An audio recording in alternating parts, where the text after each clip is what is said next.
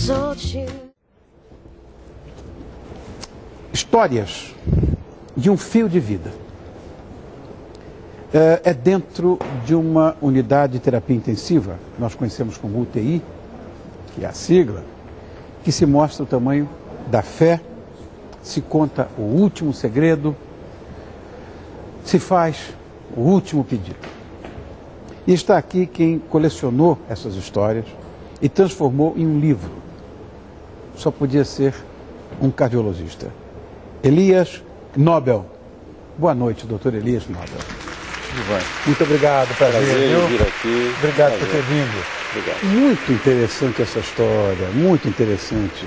Seu nome é esse mesmo? Elias Knobel. Knobel. Isso. Quando é que nasceu a ideia de fazer um livro? Porque isso vai ser uma coisa sensacional. Histórias de UTI. Eu nunca, na minha vida, pensaria numa coisa dessa. E não tem nada de mais humano em tudo isso. Na verdade, eu trabalho há muitos anos em UTI. Esse ano eu estou completando 40 anos de formado. E durante todos esses anos, com uma equipe extraordinária, fenomenal, nós conseguimos produzir muitos livros de medicina que a comunidade médica conhece. Só que a partir de uma certa época, eu não sei se isso daqui é fruto da vivência, da idade, seguramente, a gente começa a sentir que numa UTI, além de toda aquela parafernália de equipamentos, de toda aquela tecnologia, existe a essência, que é o ser humano, a essência da vida. E a gente percebe também que muitos conceitos que se preconizam a respeito de uma UTI, que é um corredor da morte, na década de 80, um escritor aí escreveu que era um corredor da morte. Isso é falso. É uma pura mentira, Isso é porque falso. Você veja bem, Rony. Já estive lá, meu pai já esteve lá. Pois é, se você, de cada 100 pacientes que entram numa UTI, se 90 saem vivos, é o corredor da vida. Seguramente, seguramente. E dentro da UTI, o mundo acontece. É um mundo dentro desse outro mundo que nós vivemos. Existem histórias engraçadas, emocionantes, de suspense.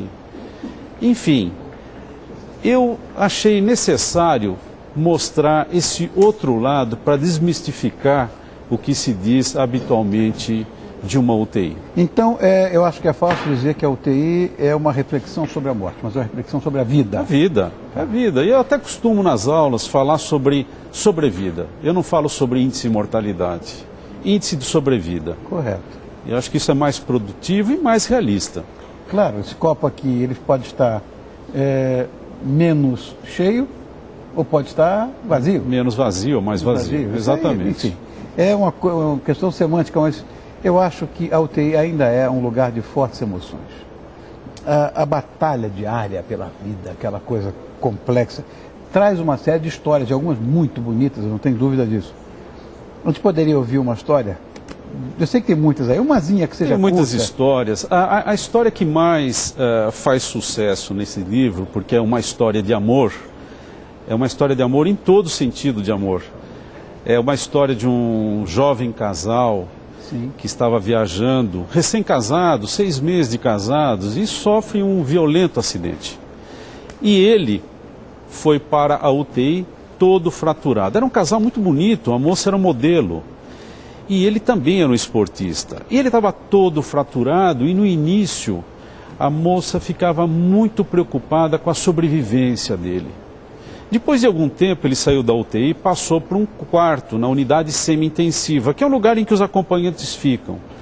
Aí ela começou a externar algumas preocupações. Como eles eram recém-casados e tinham uma vida amorosa muito constante, para não dizer diária, ela me perguntava sempre quando que ela poderia retornar a essa condição de vida amorosa.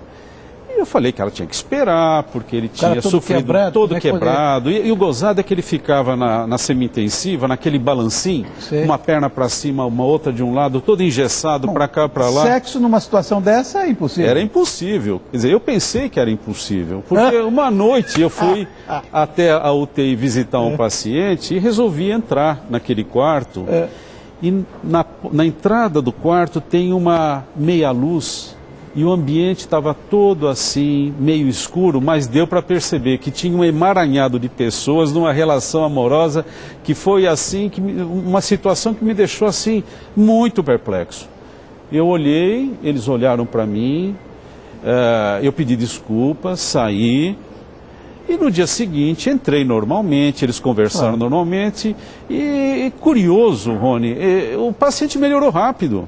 Ele ficou bom logo, em 2 dias saiu, foi para o quarto e logo foi para casa. Então eu estava até querendo sugerir esse tratamento, né? É interessante que os médicos todos dizem que sexo é saudável, mas esse aí é um sexo intensivo. Intensivo.